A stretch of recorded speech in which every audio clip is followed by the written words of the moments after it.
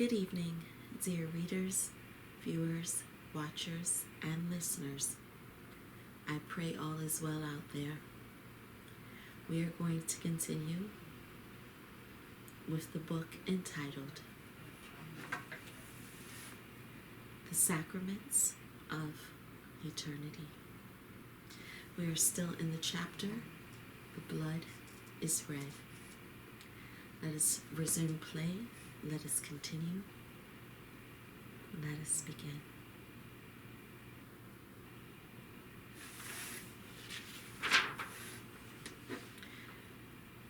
There was half a mile left to the Jordan. Let's walk faster. Otherwise, it's not a day of rest. Tomorrow is another hard day for me. Cornelius, if you weren't Cornelius, but Jesus, would you appear before me? Knowing you as I now do, I would, no doubt. Finally, I've heard something smart from you.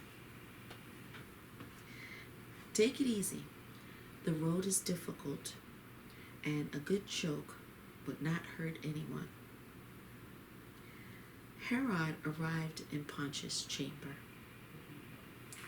Claudia, where is he? He's fixing the chariot. What's that about?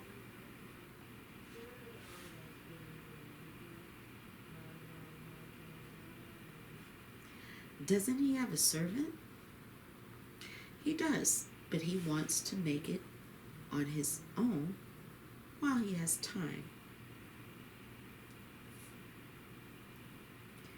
I'll go help him out. Go and help him? Seeing Pontius, Antipas laughed as Pontius was lying next to the chariot. Listen, my dear governor, look at you. Get up or the horse will stomp on you. No, it's not going to happen. I'm still the governor. The horse doesn't care, you know. Get up. Devarius is waiting for us. He's not. He's having a rest. I saw him in the morning. What? Looking like that? No, I was looking a little better. Antipas, what took you so long? I sent Herodias and Shalom out of the city. Herod, come on. Why didn't you send my Claudia with them? Help me get up. What a disgrace. She could have covered my head. I may burn under the sun and she wouldn't even come up to me. That's the wife of the year. I will put her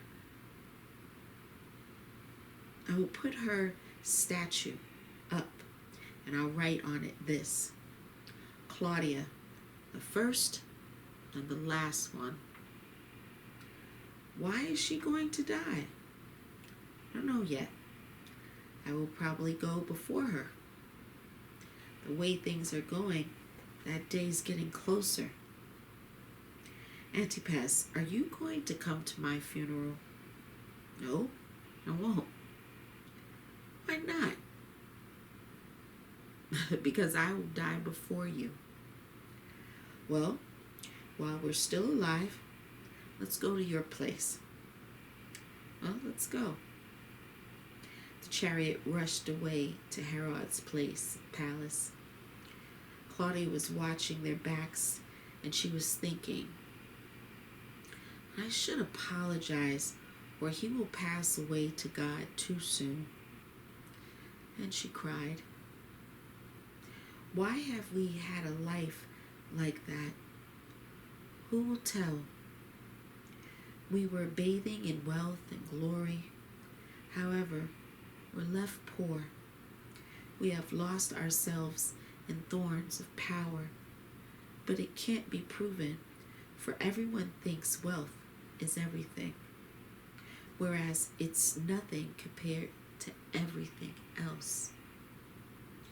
Jesus was right when he said, "Look for wealth inside of you, and it will enrich you for your entire life. But don't lose it when seeing a precious metal, for your real wealth is inside of you." Metal is deceitful and spiritless, therefore weak before the spiritual wealth. I feel jealous of Jesus and everyone who talked to him and lived next to him. Why didn't he pick me as his disciple? I would have proven everyone that I'm worthy. And a thunder clapped. God, has he heard me? When they saw a lying dead servant and read the note, priest worried. "Honorable, what do? We made a mistake and miscalculated. Can you imagine what is expecting all of us tomorrow?" How could he guess? No matter what, we say that the servants wanted to poison him at the request of Herod and Pontius. Let him prove us otherwise then.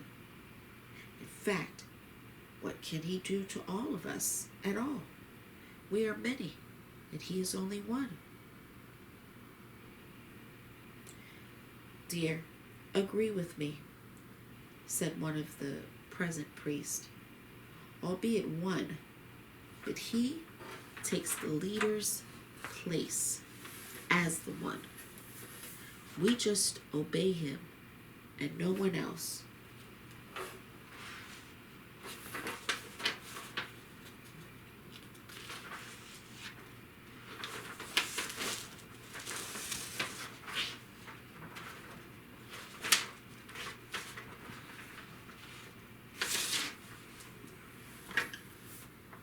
We are in his hands and not he in ours.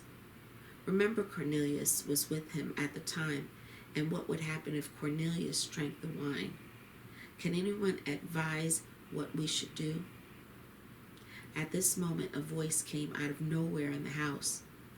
I can advise the following: do not hurt your neighbor, because the pain will return, and don't hide anything from your neighbor, for you will be punished. However, you are already punished, and each of you will have their own punishment. This is Jesus. Jesus, but why doesn't he appear before us? Did you think if you are worthy for God to appear before the killers? Though time will come when each of you will be before me. There was a panic. Everyone started shouting again. "Devil! Devil! Get out! Get out from the spiritual temple." You repeat yourselves, dear little spiritual devils.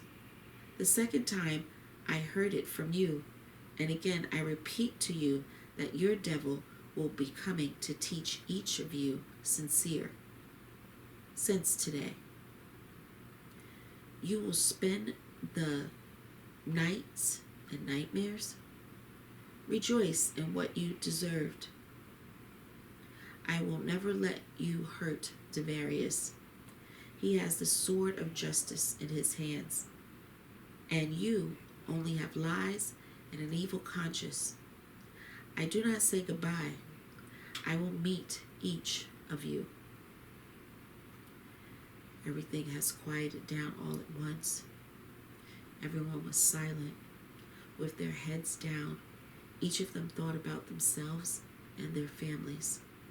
Some were sorry and repented in the committed. Others rejoiced what they accomplished. The rest were simply by themselves and for themselves. These three categories of people were united by one thing: the death of Jesus Christ. Dear, what do we do with the corpse of the servant?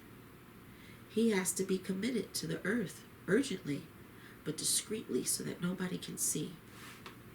Honorable, but there is another witness, the second servant who can tell everything. What shall we do with him? Yes, we'll have one more on our conscience. Call the servant here. But he's not been seen anywhere. How is that? Search everywhere. He must be found because everything depends on him, our position, and all of our lives. They didn't search for long.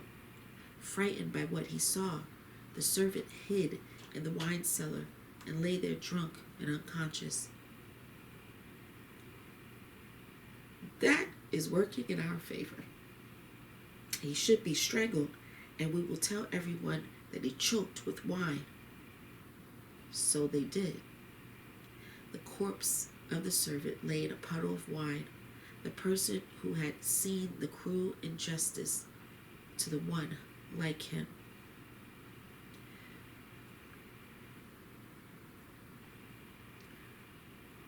Mother Mary, look who's coming.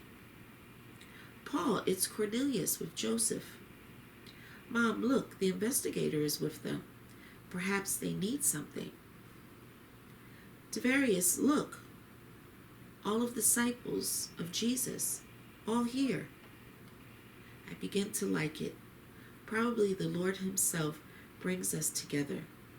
Somehow I feel ashamed to approach them. They will think I'm watching them. No, Tiberius.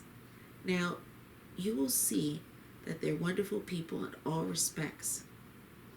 Cornelius, is there Jesus among them? No, I do not see him. It's a pity. I would like to see him. Tiberius, do not worry. It seems to me that everything will be as you want. Cornelius, did you come here on purpose? No, Mary. We simply decided to take a break. We didn't even know that you were here. Tell me, where is Jesus now? Cornelius, it is only he who knows, but he promised that he would have a rest with us. Here. Here, Tiberius, your wishes will come true. Mother Mary? Yes, Tiberius? Can I have a talk with the disciples of your son? Of course you can. Let's sit down. Excuse me, but as an ordinary man, I want to know about your teacher. From the stories of people, I know that you are the disciples of Jesus Christ. It cannot be denied. Also, I know that Jesus is preaching the new faith, so I want to know. Do you feel persecuted by the authorities and the priests for your acts? Tiberius, we do not only feel persecuted, but experience these hardships ourselves. I personally think that you're not doing anything wrong, but they are trying to humiliate or simply forbid you. Am I right? Yes, that's right. Disciples, do you completely trust your teacher? Of course we do, as it cannot be different. Earlier, he was a teacher for us, and now he is not only our teacher, but also God, and this is above all. Yes, I see, but I want to understand even more. What reasons make you believe Jesus is God? Dear, the reasons abound. The most important is the last fact. After his death, he came to us again. Jesus proved to everyone that everything he taught, that all of the things he taught us is real. Each of you, are you ready to go to death for your teacher, for what you preach? Of course we're ready. We have nothing to fear. I wasn't expecting another answer from you. Who do you consider to be the main culprit in the death of Jesus? Judas, aristocrat, and the Synedrion. What about Herod and Pontius Pilate? Why don't you say anything about them? What can you say about them? To some extent, they are also involved, but the main culprit is the Synedrion.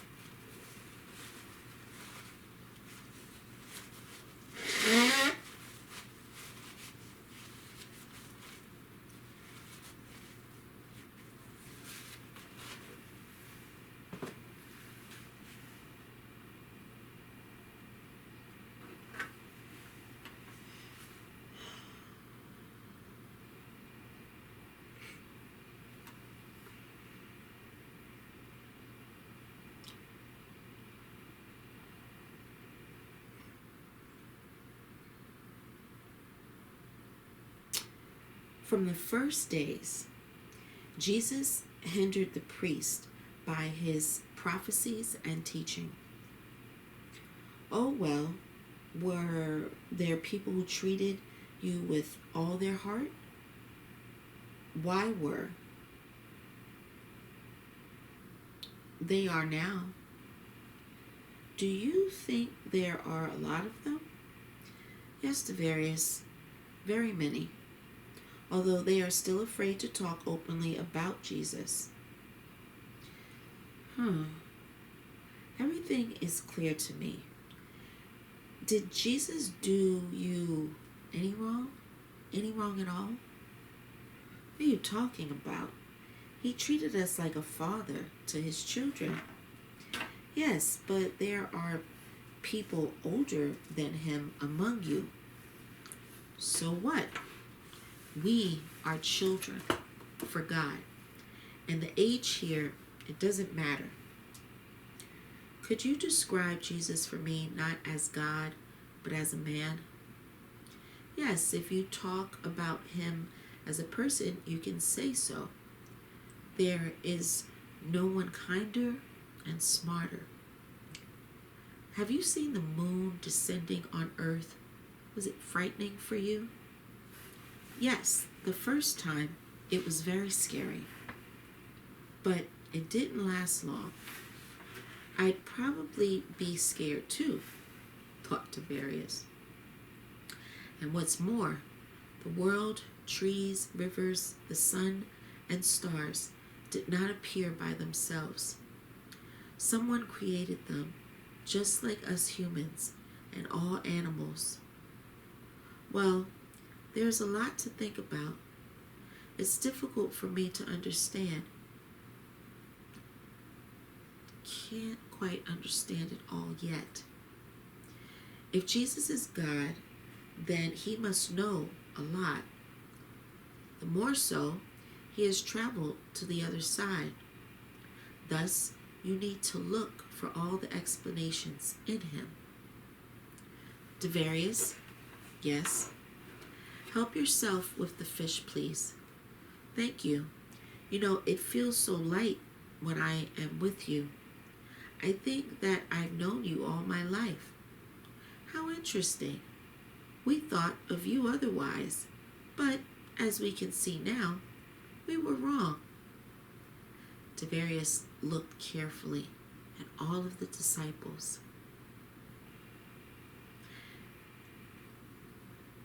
Antipas, what is it, Pontius? You should feel easy now without Herodias. No, Pontius, it only seems easy. In fact, it's tough for me. You can say that I was left alone with all the deeds which I did during my entire life. I'm afraid. I want everything to be different, but as you can see, it doesn't work. Even if it works, then all the way around, Antipas, at least everything is fine with me. Everything went so smoothly before. I don't even believe there was such a time.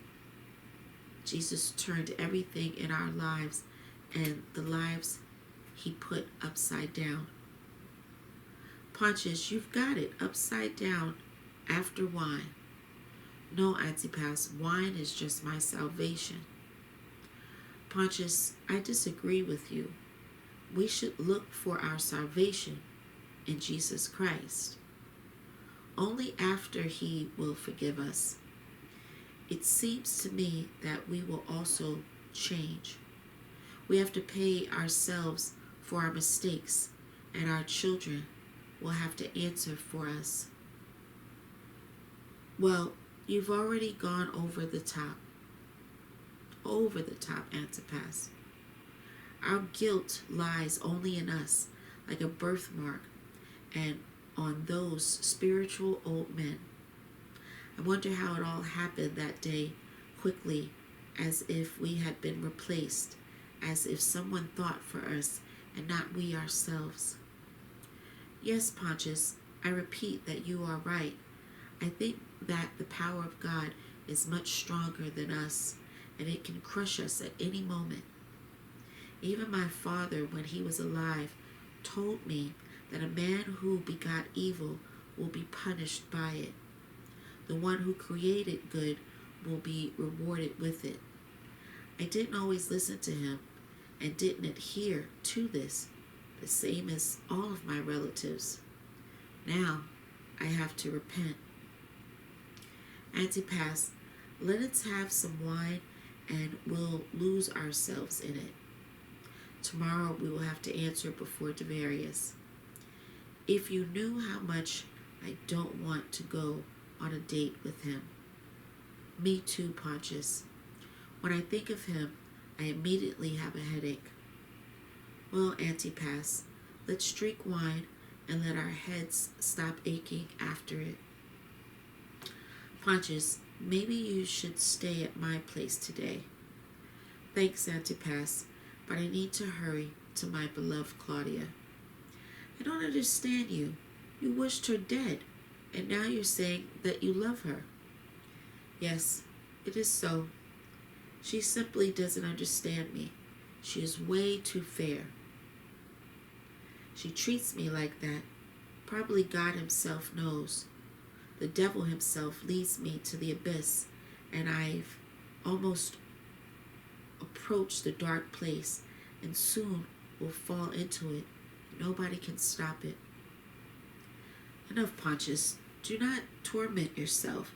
You're tearing my heart in part by your words. All right, I won't. I must go already.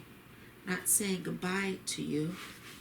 Tomorrow it will all look differently. Probably better than today. Pontius, dear, are you back? Claudia, has anything happened? No. And I believe that something has happened. Why do you think so? You're talking to me like this. For a long time I have not heard you say such words. While you were out, I weighed everything and thought through. The feeling of pity for you woke in me. So, you're talking to me so because of pity? Pontius, understand it how you want, and when you do, you will change your attitude towards me. Well, Claudia, let's hope for the best. Now, let's go to rest. I'm tired of it all. Okay, let's go. Just wake me up early tomorrow. Pontius, maybe tomorrow you will take me with you. No, Claudia, by no means. He felt ashamed and Pontius blushed. What's wrong with you? No, nothing. Just remembered about today's conversation with the investigator. Let's go to bed quickly, or I feel that we will have a fight again now. I somehow do not understand you. All right, Claudia, let's just keep silent. It's better. Well, if you want, let's keep silent. Dark thoughts assailed Antipas. He never felt lonelier. Thoughts came one after another. He suffered in a cold sweat all night. Envy piled in something. After that, he scolded him. He saw all the terrible in his dream, and he screamed. Only in the morning he calmed down and went to sleep, but not for long.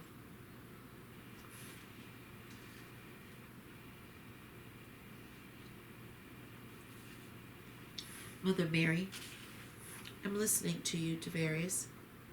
It's time to get back, and I feel that I can't wait for Jesus anymore. I'm asking, if possible, let Jesus visit me. It will be much easier for me not only to work, but live. I was pleased to meet you, and I became related to your family. Cornelius, are you going with me? Yes, Devarius. Now, we'll go. Joseph, no, I'd rather stay here and visit you tomorrow. Okay, I will be waiting for you. Evening came. They ambled. You know, Cornelius, I've been convinced of the honesty of each disciple. Devarius here should be, no doubt. It is for you, Cornelius. I must check everything. This is my nature. Still, what a difficult day it was for me. The death was near, but I didn't happen to see God. Cornelius, look at the stars. What do you think? Why do they glow? Oh, Devarius, if I knew, I would be a god, but I cannot know. I think that when we get to heaven, we'll learn everything. Well, Cornelius, let's not hurry there yet. Better to be illiterate in this world, and when our time will come. Cornelius laughed. What are you, scared? No, it's just too early. To tell the truth, also scary. They came to Jerusalem. Town, how many secrets you hide in yourself and do not want to open them to me, thought Devarius. Cornelius, let me stay overnight at your house today. I don't mind. Let's go. Somewhere far behind the horizon it light. I felt that the weather will be bad. Nothing to be afraid. We're already home.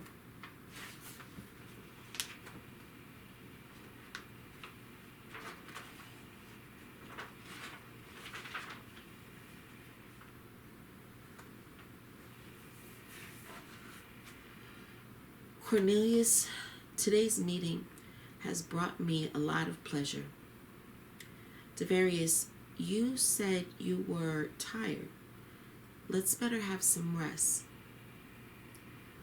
Oh no, probably I will not be able to sleep. Well, your choice. Personally, I'm going to rest. Cornelius, I repeat, I envy you.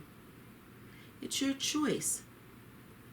A clap of thunder pealed. Cornelius, what is it? Devarius, it's morning. Sorry, it's raining. Not a good time to go anywhere. Although, what difference it makes? The rain or the sun? I don't see the difference. What difference does that make? You have to go. Cornelius, I do not even know how to behave. Be yourself. That's all I can advise you. Thank you, Cornelius. Don't mention it.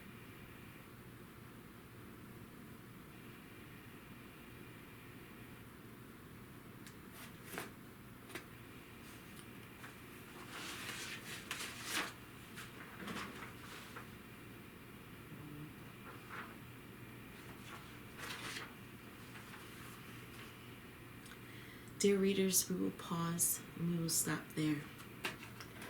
We will resume play yet another day, another time, in the book entitled The Sacraments of Eternity. Until next time, dear readers, Be well. Thank you. Take care. Good night. And God bless. Be well.